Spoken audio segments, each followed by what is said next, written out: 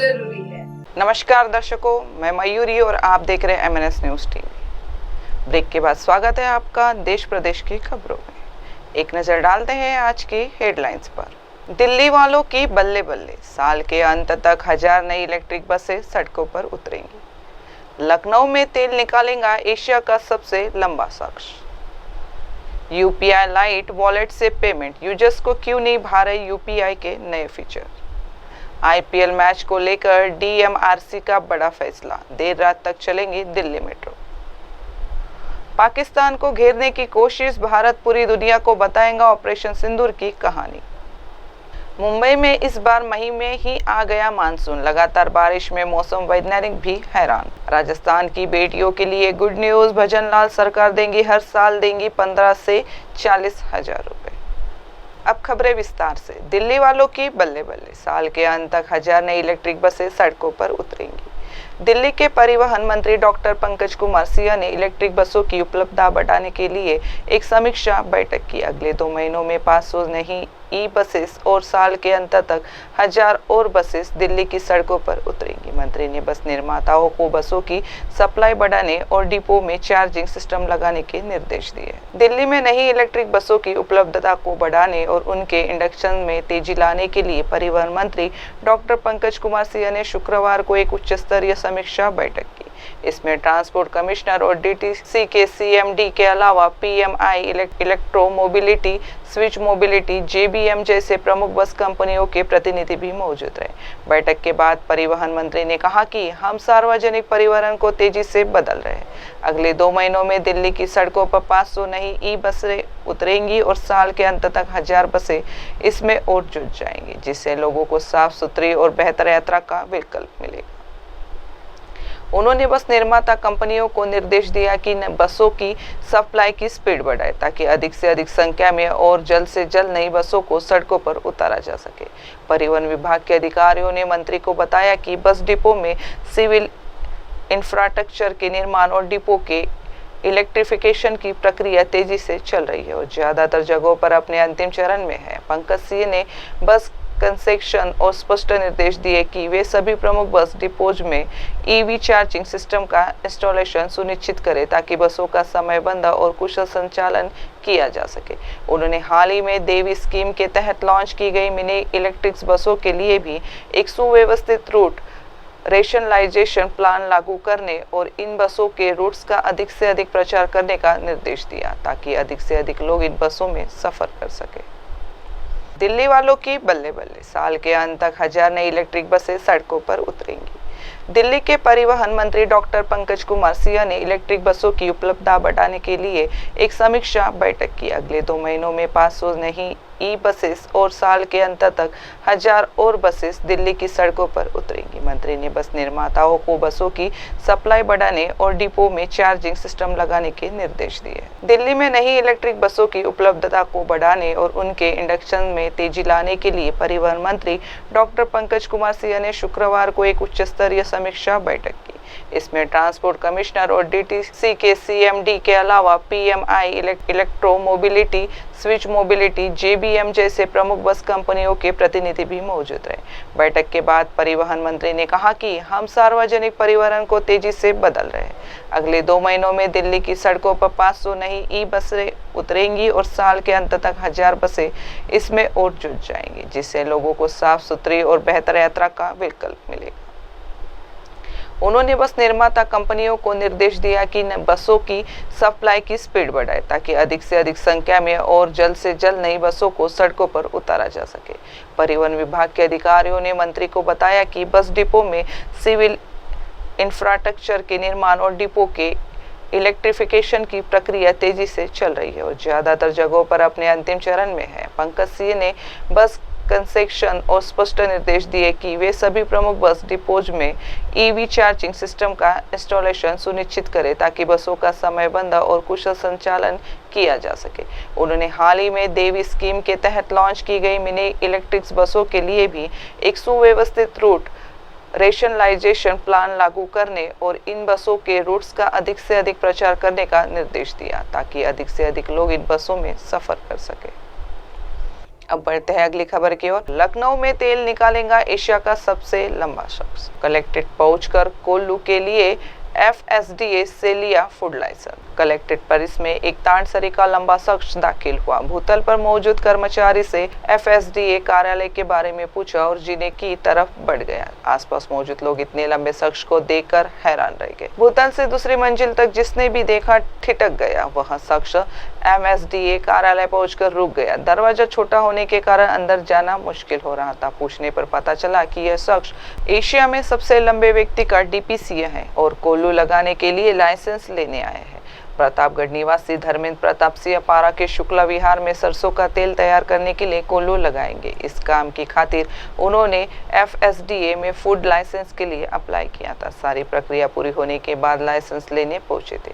उन्हें देखकर कर्मचारियों ने साथ में फोटो खिंचवाने की इच्छा जताई। मल्टी टास्किंग स्टाफ कुश कुमार समेत कई लोगों एक एक करके उनके साथ सेल्फी ली। धर्मेंद्र ने बताया कि लंबाई अधिक होने से काम मिलने में भी दिक्कतें आती है, इस कारण अपना कारोबार शुरू करने का फैसला किया है। FSDA ने सहायक आयुक्त द्वितीय VPC ने लाइसेंस जारी होने पर उन्हें कारोबार के लिए शुभकामनाएं दी। 8 फुट 2 इंच लंबे धर्मेंद्र प्रताप सिंह एशिया के सबसे लंबे व्यक्ति के रूप में मशहूर है।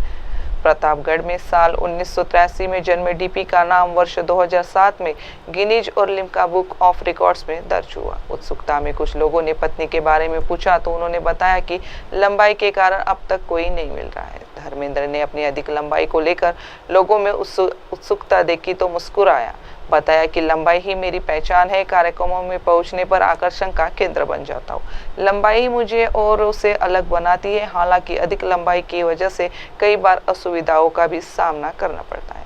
साल 2019 में हिप रिप्लेसमेंट सर्जरी भी करवानी पड़ी थी। लखनऊ में तेल निकालेगा एशिया का सबसे लंबा शख्स, कलेक्टेड पहुंचकर कोल्लू के लिए FSDA से लिया फूड लाइसेंस। कलेक्टेड परिस में एक तानसरी का लंबा शख्स दाखिल हुआ। भूतल पर मौजूद कर्मचारी से FSDA कार्यालय के बारे में पूछा और जीने की तरफ बढ़ गया। आसपास मौजूद लोग इतने लंबे शख्स को देखकर हैरान रह गए। भूतल से दूसरी मंजिल तक जिसने भी देखा ठिठक गया। वह शख्स MSDA कार्यालय पहुंचकर रुक गया। दरवाजा छोटा होने के कारण अंदर जाना मुश्किल हो रहा था। पूछने पर पता चला कि यह शख्स एशिया में सबसे लंबे व्यक्ति का DPCA है और कोल्लू लगाने के लिए लाइसेंस लेने आए हैं।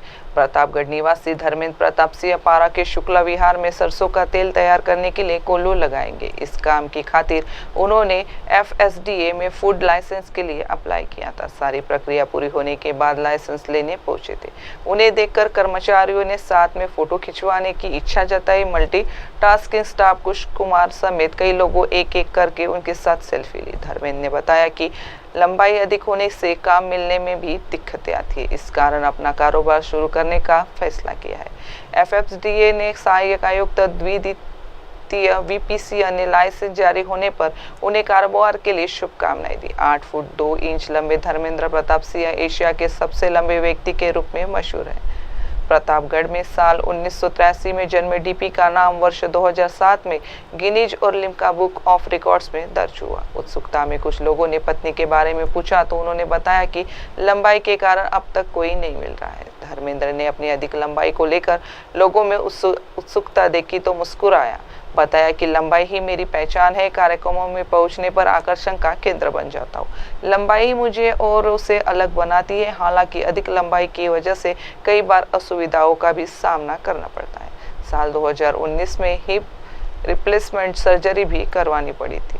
अब बढ़ते हैं अगली खबर की ओर। क्या आप UPI के नए फीचर्स वाकई काम कर रहे हैं? हाल के आंकड़े बताए हैं कि नए फीचर्स का उपयोग बहुत कम हो रहा है। इससे सवाल उठते हैं कि आखिर क्यों ये फीचर्स लोगों तक नहीं पहुंच पा रहे हैं। दरअसल पिछले कुछ सालों में national payments corporation of India ने कई नए फीचर्स उतारे हैं। इनमें UPI लाइट वॉलेट से पेमेंट, UPI से होने वाले रिकरिंग पेमेंट, रुपए क्रेडिट कार्ड से UPI और UPI सर्कल शामिल है। इन सब का मकसद छोटे मोटे ट्रांजैक्शन से बैंकिंग सिस्टम का बोझ कम करना और नेटवर्क को और तेज बनाना है। लेकिन सिर्फ रिकरिंग पेमेंट्स और क्रेडिट कार्ड से UPI में ही काफ़ी ग्रोथ देखने को मिली है। बाकी फीचर्स ज़्यादा पॉपुलर नहीं हो पाए हैं। एक प्राइवेट बैंक के एक सीनियर बैंकर ने बताया कि इकोनॉमिक टाइम्स के जुटाए डेटा के मुताबिक अप्रैल के करीब 12 crore UPI transaction mobile wallet या प्रीपेड पेमेंट इंस्ट्रूमेंट से हुई। इनकी वैल्यू करीब 4,000 करोड़ रुपए थी। वॉलेट बेस्ड यूपीआई पेमेंट से ग्राहकों को यह फायदा होता है कि वे अपने मोबाइल वॉलेट से पेमेंट कर सकते हैं। इससे उनके बैंक स्टेटमेंट में ढेर सारी छोटी एंट्रीज नहीं आती। दूसरे बैंकर ने कहा, ये शुरुआती दिन है। एक बार जब मर्चेंट पेमेंट्स और क्रेडिट फीचर्स को इसमें जोड़ा जाएगा तो ट्रांजैक्शन की संख्या में काफ़ी बढ़ोतरी होगी। वॉलेट बेस्ड यूपीआई पेमेंट्स और यूपीआई लाइट से हर महीने करीब 10 करोड़ ट्रांजैक्शन होते हैं। ये ग्रोथ मेन यूपीआई प्लेटफॉर्म के मुकाबले काफ़ी धीमी है। यह एक डेबिट या क्रेडिट कार्ड है जो भारत में बैंकों द्वारा रुपए भुगतान नेटवर्क के माध्यम से जारी किया जाता है। वीजा और मास्टर कार्ड की तरह रुपए अपने आप में एक कार्ड नहीं बल्कि एक पेमेंट प्रोसेसिंग नेटवर्क है जो इलेक्ट्रॉनिक लेन देन को आसान बनाता है। जानकारों का कहना है कि जीरो मर्चेंट चार्ज यानी मर्चेंट डिस्काउंट रेट की वजह से फिनटेक कंपनियां ज़्यादा निवेश करने से कतरा रही है। एक बैंकर ने कहा, ज़्यादातर बड़ी फिनटेक कंपनियां जीरो एमडीआर की वजह से ज़्यादा प्रमोशन या कैशबैक ऑफर नहीं दे रही है। एक नज़र डालते हैं आज के आंकड़ों पर। हर महीने वॉलेट बेस्ड यूपीआई पेमेंट और यूपीआई लाइट से होने वाले कुल ट्रांजैक्शन की संख्या 10 करोड़ है। अप्रैल में मोबाइल वॉलेट या प्रीपेड पेमेंट इंस्ट्रूमेंट से हुए यूपीआई ट्रांजैक्शन की संख्या 12 करोड़ है। आंकड़ों के मुताबिक अप्रैल में मोबाइल वॉलेट या पीपीआईएस से हुए यूपीआई ट्रांजैक्शन की कुल राशि 4 करोड़ रुपए। हर महीने यूपीआई लाइट से होने वाले ट्रांजैक्शन की संख्या 8 से 9 करोड़ रुपए। यूपीआई लाइट ट्रांजैक्शन का कुल यूपीआई वॉल्यूम भी हिस्सा 0.6% है। हर महीने यूपीआई ऑटो पे पर रजिस्टर होने वाले नए मैड्रेट की संख्या 4 करोड़ है। क्या आप यूपीआई के नए फीचर्स वाकई काम कर रहे हैं? हाल के आंकड़े बताए हैं कि नए फीचर्स का उपयोग बहुत कम हो रहा है। इससे सवाल उठते हैं कि आखिर क्यों ये फीचर्स लोगों तक नहीं पहुंच पा रहे हैं।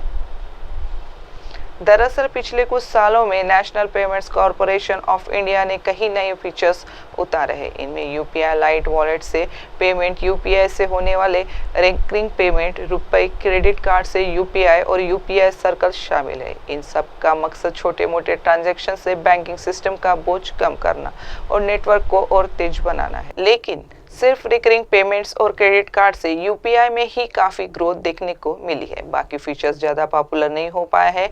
एक प्राइवेट बैंक के एक सीनियर बैंकर ने बताया कि इकोनॉमिक टाइम्स के जुटाए डेटा के मुताबिक अप्रैल के करीब 12 crore UPI transaction mobile wallet या प्रीपेड पेमेंट इंस्ट्रूमेंट से हुई। इनकी वैल्यू करीब 4,000 करोड़ रुपए थी। वॉलेट बेस्ड यूपीआई पेमेंट से ग्राहकों को यह फायदा होता है कि वे अपने मोबाइल वॉलेट से पेमेंट कर सकते हैं। इससे उनके बैंक स्टेटमेंट में ढेर सारी छोटी एंट्रीज नहीं आती। दूसरे बैंकर ने कहा, ये शुरुआती दिन है। एक बार जब मर्चेंट पेमेंट्स और क्रेडिट फीचर्स को इसमें जोड़ा जाएगा तो ट्रांजैक्शन की संख्या में काफ़ी बढ़ोतरी होगी। वॉलेट बेस्ड यूपीआई पेमेंट्स और यूपीआई लाइट से हर महीने करीब 10 करोड़ ट्रांजैक्शन होते हैं। ये ग्रोथ मेन यूपीआई प्लेटफॉर्म के मुकाबले काफ़ी धीमी है। यह एक डेबिट या क्रेडिट कार्ड है जो भारत में बैंकों द्वारा रुपए भुगतान नेटवर्क के माध्यम से जारी किया जाता है। वीजा और मास्टर कार्ड की तरह रुपए अपने आप में एक कार्ड नहीं बल्कि एक पेमेंट प्रोसेसिंग नेटवर्क है जो इलेक्ट्रॉनिक लेन देन को आसान बनाता है। जानकारों का कहना है कि जीरो मर्चेंट चार्ज यानी मर्चेंट डिस्काउंट रेट की वजह से फिनटेक कंपनियां ज़्यादा निवेश करने से कतरा रही है। एक बैंकर ने कहा, ज़्यादातर बड़ी फिनटेक कंपनियां जीरो एमडीआर की वजह से ज़्यादा प्रमोशन या कैशबैक ऑफर नहीं दे रही है। एक नज़र डालते हैं आज के आंकड़ों पर। हर महीने वॉलेट बेस्ड यूपीआई पेमेंट और यूपीआई लाइट से होने वाले कुल ट्रांजैक्शन की संख्या 10 करोड़ है। अप्रैल में मोबाइल वॉलेट या प्रीपेड पेमेंट इंस्ट्रूमेंट से हुए यूपीआई ट्रांजैक्शन की संख्या 12 करोड़ है। आंकड़ों के मुताबिक अप्रैल में मोबाइल वॉलेट या पीपीआईएस से हुए यूपीआई ट्रांजैक्शन की कुल राशि 4 करोड़ रुपए। हर महीने यूपीआई लाइट से होने वाले ट्रांजैक्शन की संख्या 8 से 9 करोड़ रुपए। यूपीआई लाइट ट्रांजैक्शन का कुल यूपीआई वॉल्यूम भी हिस्सा 0.6% है। हर महीने यूपीआई ऑटो पे पर रजिस्टर होने वाले नए मैड्रेट की संख्या 4 करोड़ है।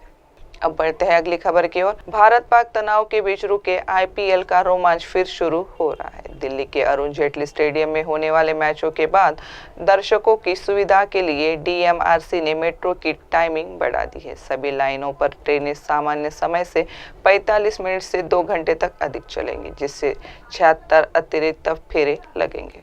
भारत पाक में सैन्य तनाव के चलते बीच में रोक गए आईपीएल का आज से फिर आगाज होने जा रहा है। दिल्ली में 18, 20 और 25 मई को अरुण जेटली स्टेडियम में 3 मैच और खेले जाएंगे। ये सभी मैच शाम 7:30 बजे से शुरू होकर रात 11:30 बजे तक चलेंगे। मैच के बाद दर्शक मेट्रो लेकर सुरक्षित और आरामदायक तरीके से अपने घर पहुंच सके। इसके लिए डीएमआरसी ने मैच वाले दिन एयरपोर्ट लाइन समेत दिल्ली मेट्रो की अन्य सभी लाइनों पर चलने वाली लास्ट ट्रेन की टाइमिंग बढ़ाने की घोषणा की है। बता दें कि आईपीएल मैच देखने के लिए न केवल दिल्ली से बल्कि नोएडा, गाजियाबाद, गुरुग्राम और फरीदाबाद से भी लोगों की पहुंचने की संभावना है। ऐसे में डीएमआरसी ने अपनी तैयारी पूरी कर ली है जिससे यात्रियों को परेशानी ना हो। उधर आईपीएल मैच के चलते दिल्ली में आज शाम के वक्त ट्रैफिक स्लो होने की संभावना भी है। डीएमआरसी से मिली जानकारी के मुताबिक मैच वाले दिन सभी लाइनों पर मेट्रो ट्रेन रात को सामान्य टाइमिंग के मुकाबले 45 मिनट से लेकर 1 से 2 घंटे अधिक देरी तक चलेंगी। इस दौरान ट्रेनों के 76 एक्स्ट्रा ट्रिप लगेंगे। चूंकि स्टेडियम से सटे दिल्ली गेट और आईटीओ स्टेशन मेट्रो के वॉयलेट लाइन पर है, ऐसे में अन्य लाइनों से होते हुए जाने वाले यात्रियों की सुविधा के लिए ट्रेनों की टाइमिंग को इस तरह से एडजस्ट किया जाएगा कि Kashmiri Gate, Rajiv Chowk, Mandi House, Yamuna bank, Lajpat Nagar और हौज खास जैसे इंटरचेंज स्टेशनों पर भी लोगों को रात में देर तक ट्रेन मिल सके। भारत पाक तनाव के बीच रुके आईपीएल का रोमांच फिर शुरू हो रहा है। दिल्ली के अरुण जेटली स्टेडियम में होने वाले मैचों के बाद दर्शकों की सुविधा के लिए डीएमआरसी ने मेट्रो की टाइमिंग बढ़ा दी है। सभी लाइनों पर ट्रेनें सामान्य समय से 45 मिनट से 2 घंटे तक अधिक चलेंगी, जिससे 76 अतिरिक्त फेरे लगेंगे। भारत पाक में सैन्य तनाव के चलते बीच में रोक गए आईपीएल का आज से फिर आगाज होने जा रहा है। दिल्ली में 18, 20 और 25 मई को अरुण जेटली स्टेडियम में 3 मैच और खेले जाएंगे। ये सभी मैच शाम 7:30 बजे से शुरू होकर रात 11:30 बजे तक चलेंगे। मैच के बाद दर्शक मेट्रो लेकर सुरक्षित और आरामदायक तरीके से अपने घर पहुंच सके। इसके लिए डीएमआरसी ने मैच वाले दिन एयरपोर्ट लाइन समेत दिल्ली मेट्रो की अन्य सभी लाइनों पर चलने वाली लास्ट ट्रेन की टाइमिंग बढ़ाने की घोषणा की है। बता दें कि आईपीएल मैच देखने के लिए न केवल दिल्ली से बल्कि नोएडा, गाजियाबाद, गुरुग्राम और फरीदाबाद से भी लोगों की पहुंचने की संभावना है। ऐसे में डीएमआरसी ने अपनी तैयारी पूरी कर ली है जिससे यात्रियों को परेशानी ना हो। उधर आईपीएल मैच के चलते दिल्ली में आज शाम के वक्त ट्रैफिक स्लो होने की संभावना भी है। डीएमआरसी से मिली जानकारी के मुताबिक मैच वाले दिन सभी लाइनों पर मेट्रो ट्रेन रात को सामान्य टाइमिंग के मुकाबले 45 मिनट से लेकर 1 से 2 घंटे अधिक देरी तक चलेंगी। इस दौरान ट्रेनों के 76 एक्स्ट्रा ट्रिप लगेंगे। चूंकि स्टेडियम से सटे दिल्ली गेट और आईटीओ स्टेशन मेट्रो के वॉयलेट लाइन पर है, ऐसे में अन्य लाइनों से होते हुए जाने वाले यात्रियों की सुविधा के लिए ट्रेनों की टाइमिंग को इस तरह से एडजस्ट किया जाएगा कि Kashmiri Gate, Rajiv Chowk, Mandi House, Yamuna bank, Lajpat Nagar और हौज खास जैसे इंटरचेंज स्टेशनों पर भी लोगों को रात में देर तक ट्रेन मिल सके। भारत पाक तनाव के बीच रुके आईपीएल का रोमांच फिर शुरू हो रहा है। दिल्ली के अरुण जेटली स्टेडियम में होने वाले मैचों के बाद दर्शकों की सुविधा के लिए डीएमआरसी ने मेट्रो की टाइमिंग बढ़ा दी है। सभी लाइनों पर ट्रेनें सामान्य समय से 45 मिनट से 2 घंटे तक अधिक चलेंगी, जिससे 76 अतिरिक्त फेरे लगेंगे। भारत पाक में सैन्य तनाव के चलते बीच में रोक गए आईपीएल का आज से फिर आगाज होने जा रहा है। दिल्ली में 18, 20 और 25 मई को अरुण जेटली स्टेडियम में 3 मैच और खेले जाएंगे। ये सभी मैच शाम 7:30 बजे से शुरू होकर रात 11:30 बजे तक चलेंगे। मैच के बाद दर्शक मेट्रो लेकर सुरक्षित और आरामदायक तरीके से अपने घर पहुंच सके। इसके लिए डीएमआरसी ने मैच वाले दिन एयरपोर्ट लाइन समेत दिल्ली मेट्रो की अन्य सभी लाइनों पर चलने वाली लास्ट ट्रेन की टाइमिंग बढ़ाने की घोषणा की। बता दें कि आईपीएल मैच देखने के लिए न केवल दिल्ली से बल्कि नोएडा, गाजियाबाद, गुरुग्राम और फरीदाबाद से भी लोगों की पहुंचने की संभावना है। ऐसे में डीएमआरसी ने अपनी तैयारी पूरी कर ली है जिससे यात्रियों को परेशानी ना हो। उधर आईपीएल मैच के चलते दिल्ली में आज शाम के वक्त ट्रैफिक स्लो होने की संभावना भी है। डीएमआरसी से मिली जानकारी के मुताबिक मैच वाले दिन सभी लाइनों पर मेट्रो ट्रेन रात को सामान्य टाइमिंग के मुकाबले 45 मिनट से लेकर 1 से 2 घंटे अधिक देरी तक चलेंगी। इस दौरान ट्रेनों के 76 एक्स्ट्रा ट्रिप लगेंगे। चूंकि स्टेडियम से सटे दिल्ली गेट और आईटीओ स्टेशन मेट्रो के वॉयलेट लाइन पर है, ऐसे में अन्य लाइनों से होते हुए जाने वाले यात्रियों की सुविधा के लिए ट्रेनों की टाइमिंग को इस तरह से एडजस्ट किया जाएगा कि Kashmiri Gate, Rajiv Chowk, Mandi House, Yamuna Bank, bank, Lajpat Nagar और हौज खास जैसे इंटरचेंज स्टेशनों पर भी लोगों को रात में देर तक ट्रेन मिल सके। भारत पाक तनाव के बीच रुके आईपीएल का रोमांच फिर शुरू हो रहा है। दिल्ली के अरुण जेटली स्टेडियम में होने वाले मैचों के बाद दर्शकों की सुविधा के लिए डीएमआरसी ने मेट्रो की टाइमिंग बढ़ा दी है। सभी लाइनों पर ट्रेनें सामान्य समय से 45 मिनट से 2 घंटे तक अधिक चलेंगी, जिससे 76 अतिरिक्त फेरे लगेंगे। भारत पाक में सैन्य तनाव के चलते बीच में रोक गए आईपीएल का आज से फिर आगाज होने जा रहा है। दिल्ली में 18, 20 और 25 मई को अरुण जेटली स्टेडियम में 3 मैच और खेले जाएंगे। ये सभी मैच शाम 7:30 बजे से शुरू होकर रात 11:30 बजे तक चलेंगे। मैच के बाद दर्शक मेट्रो लेकर सुरक्षित और आरामदायक तरीके से अपने घर पहुंच सके। इसके लिए डीएमआरसी ने मैच वाले दिन एयरपोर्ट लाइन समेत दिल्ली मेट्रो की अन्य सभी लाइनों पर चलने वाली लास्ट ट्रेन की टाइमिंग बढ़ाने की घोषणा की है। बता दें कि आईपीएल मैच देखने के लिए न केवल दिल्ली से बल्कि नोएडा, गाजियाबाद, गुरुग्राम और फरीदाबाद से भी लोगों की पहुंचने की संभावना है। ऐसे में डीएमआरसी ने अपनी तैयारी पूरी कर ली है, जिससे यात्रियों को परेशानी ना हो। उधर आईपीएल मैच के चलते दिल्ली में आज शाम के वक्त ट्रैफिक स्लो होने की संभावना भी है। डीएमआरसी से मिली जानकारी के मुताबिक मैच वाले दिन सभी लाइनों पर मेट्रो ट्रेन रात को सामान्य टाइमिंग के मुकाबले 45 मिनट से लेकर 1 से 2 घंटे अधिक देरी तक चलेंगी। इस दौरान ट्रेनों के 76 एक्स्ट्रा ट्रिप लगेंगे। चूंकि स्टेडियम से सटे दिल्ली गेट और आईटीओ स्टेशन मेट्रो के वॉयलेट लाइन पर है, ऐसे में अन्य लाइनों से होते हुए जाने वाले यात्रियों की सुविधा के लिए ट्रेनों की टाइमिंग को इस तरह से एडजस्ट किया जाएगा कि Kashmiri Gate, Rajiv Chowk, Mandi House, Yamuna bank, Lajpat Nagar और हौज खास जैसे इंटरचेंज स्टेशनों पर भी लोगों को रात में देर तक ट्रेन मिल सके। अब बढ़ते अगली खबर की ओर। पाकिस्तान को घेरने की कोशिश, भारत पूरी दुनिया को बताएगा ऑपरेशन सिंदूर की कहानी। भारत ने पहलगाम अटैक और फिर पाकिस्तान के आतंकी ठिकानों पर ऑपरेशन सिंदूर के बाद सामने आए हालात को लेकर अपने रुख को दुनिया के सामने रखने की योजना बनाई है। दुनिया के कुछ देशों में भारतीय नेताओं का डेलीगेशन भेजा जाएगा, जो वहां जाकर भारत और पाकिस्तान के बीच पिछले दिनों उपजे तनाव पर भारत का रुख दुनिया के सामने रखे। हर देश के लिए एक डेलीगेशन होगा, जिसमें 5 से 6 सदस्य होंगे। ये बहुदलीय होगा।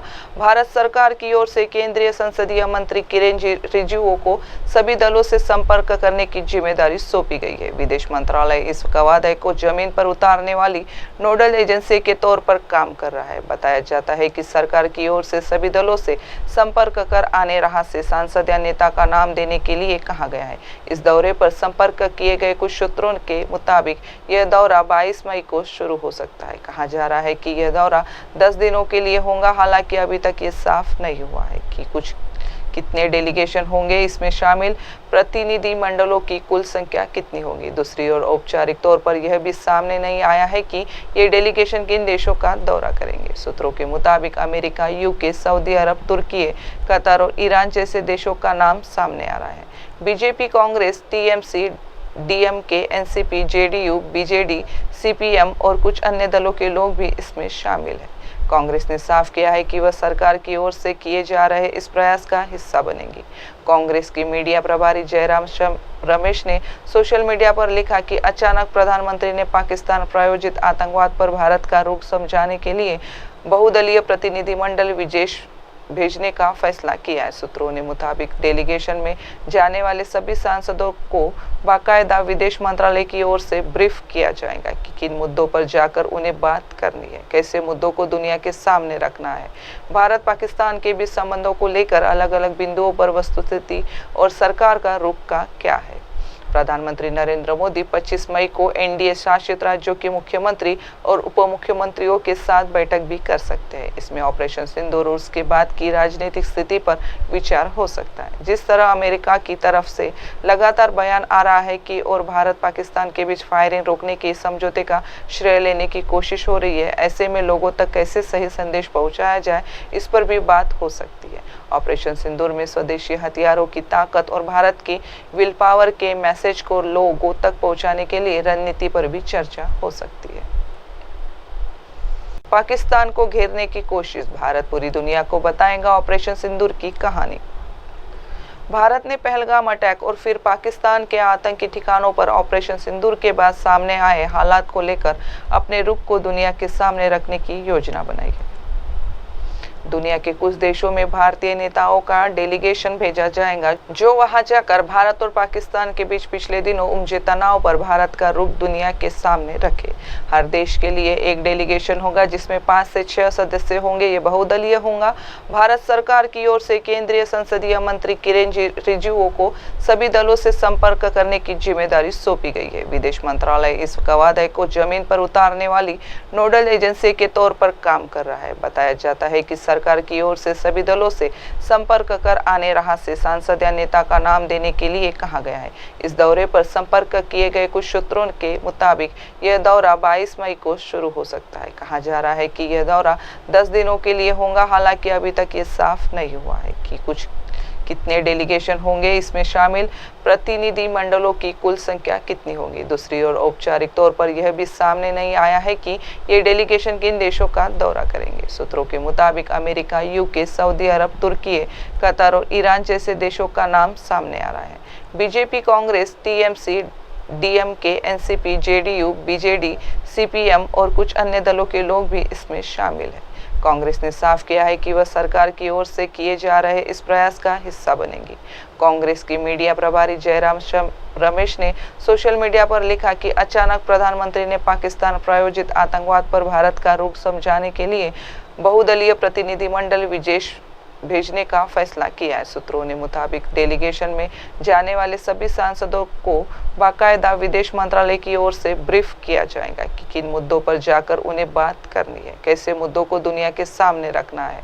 भारत पाकिस्तान के बीच संबंधों को लेकर अलग अलग बिंदुओं पर वस्तुस्थिति और सरकार का रुख का क्या है।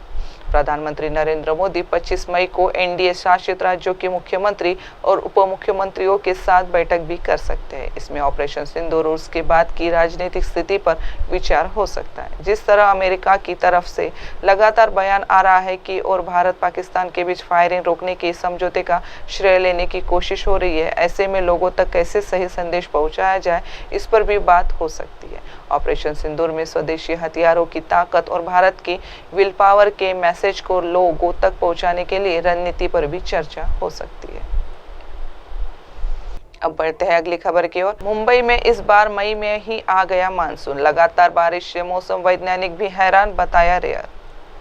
तेज धूप और गर्मी से मुंबई वालों को राहत मिली है। शनिवार की सुबह मुंबई के कुछ इलाकों में बारिश हुई।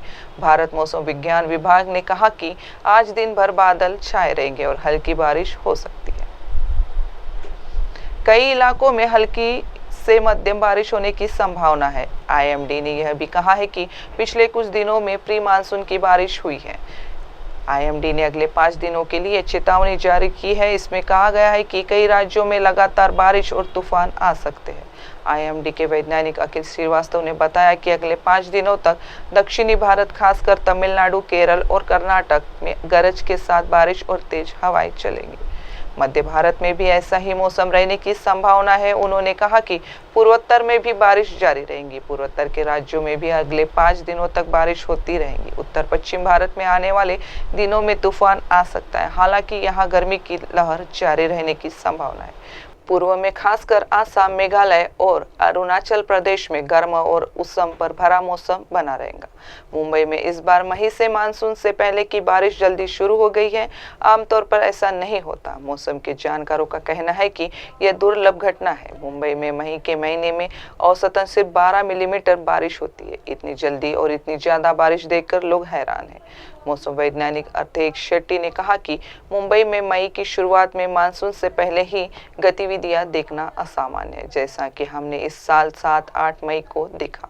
महीने का औसत सिर्फ 12 मई में होने के साथ आमतौर पर शहर में मई के अंत में ही छिटपुट बारिश होती है, जिसकी गारंटी भी हर साल नहीं होती है। राजेश कपाड़िया ने भी कहा कि इस साल मानसून से पहले ही बारिश सामान्य से पहले आ गई है। गर्मी इस पीक गर्मी से सुर्खियां नहीं बना रही है। इसके बजाय पर्याप्त नमी और लगातार गरज के साथ बारिश हो रही है। ऐसा स्थिति है जो मुंबई में मानसून की शुरुआत की ओर इशारा करती है। मतलब गर्मी तो ज्यादा नहीं पड़ रही, लेकिन हवा में नमी है और बार बार बादल गरज रहे हैं। इससे लग रहा है कि मुंबई में मानसून जल्दी आएगा। पाकिस्तान को घेरने की कोशिश, भारत पूरी दुनिया को बताएगा ऑपरेशन सिंदूर की कहानी। भारत ने पहलगाम अटैक और फिर पाकिस्तान के आतंकी ठिकानों पर ऑपरेशन सिंदूर के बाद सामने आए हालात को लेकर अपने रुख को दुनिया के सामने रखने की योजना बनाई है। दुनिया के कुछ देशों में भारतीय नेताओं का डेलीगेशन भेजा जाएगा, जो वहां जाकर भारत और पाकिस्तान के बीच पिछले दिनों उपजे तनाव पर भारत का रुख दुनिया के सामने रखे। हर देश के लिए एक डेलीगेशन होगा, जिसमें 5 से 6 सदस्य होंगे। ये बहुदलीय होगा।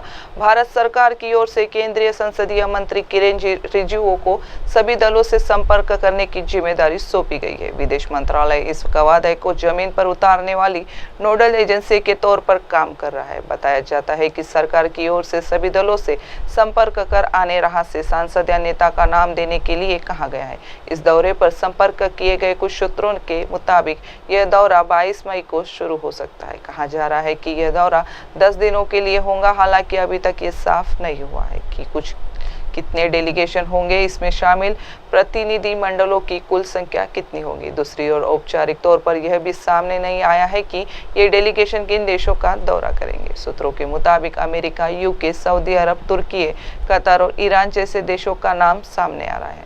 BJP, Congress, TMC, DMK, NCP, JDU, BJD, CPM और कुछ अन्य दलों के लोग भी इसमें शामिल हैं। कांग्रेस ने साफ किया है कि वह सरकार की ओर से किए जा रहे इस प्रयास का हिस्सा बनेगी।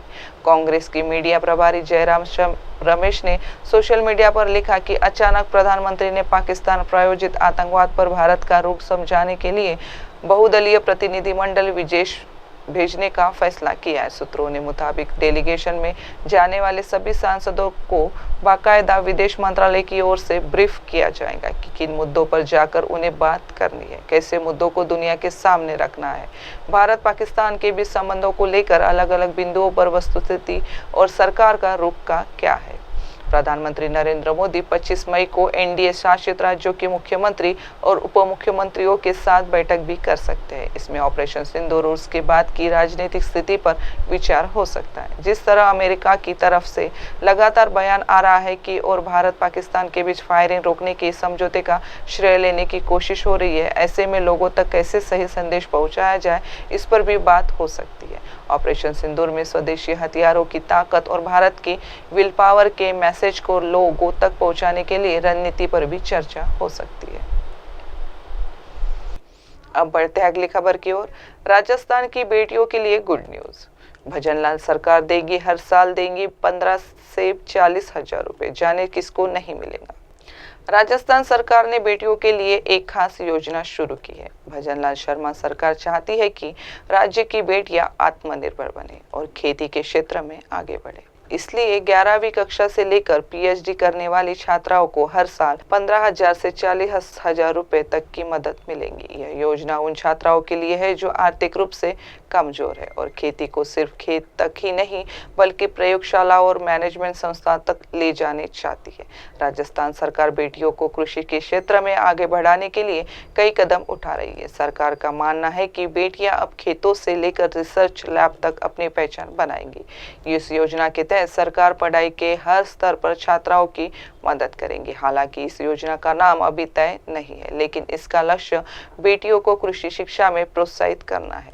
आवेदन करने की अंतिम तिथि 31 जनवरी 2026 है। सरकार ने प्रोत्साहन राशि को अलग अलग स्तरों पर बांटा है। 11वीं और 12वीं में कृषि विषय लेने पर 15,000 रुपए प्रति वर्ष, कृषि स्नातक लेने पर 25,000 रुपए प्रति वर्ष, कर्ण नरेंद्र कृषि महाविद्यालय जोबनेर में बीएससी एग्री बिजनेस लेने पर 25,000 रुपए प्रति वर्ष, एमएससी कृषि में 25,000 रुपए प्रति वर्ष, पीएचडी कृषि में 40,000 रुपए प्रति वर्ष। सरकार ने आवेदन करने की आखिरी तारीख 31 जनवरी 2026 रखी है। इसलिए जो छात्राएं कृषि में करियर बनाना चाहती है उनके पास अभी काफी समय है, लेकिन उन्हें सही दस्तावेज और तैयारी के साथ आवेदन करना होगा। सरकार का कहना है कि यह योजना सिर्फ आर्थिक मदद नहीं है बल्कि एक सामाजिक संदेश भी है। सरकार चाहती है कि बेटियां कृषि क्षेत्र में आगे बढ़े और अपनी पहचान बनाए। सरकार को उम्मीद है कि इस योजना से राज्य में कृषि क्षेत्र में बेटियों की भागीदारी बढ़ेगी। राजस्थान की बेटियों के लिए गुड न्यूज।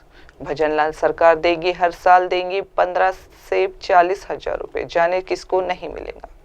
राजस्थान सरकार ने बेटियों के लिए एक खास योजना शुरू की है। भजनलाल शर्मा सरकार चाहती है कि राज्य की बेटियां आत्मनिर्भर बने और खेती के क्षेत्र में आगे बढ़े। इसलिए 11वीं कक्षा से लेकर पीएचडी करने वाली छात्राओं को हर साल 15,000 से 40,000 रुपए तक की मदद मिलेंगी। यह योजना उन छात्राओं के लिए है जो आर्थिक रूप से कमजोर है और खेती को सिर्फ खेत तक ही नहीं बल्कि प्रयोगशाला और मैनेजमेंट संस्था तक ले जाने चाहती है।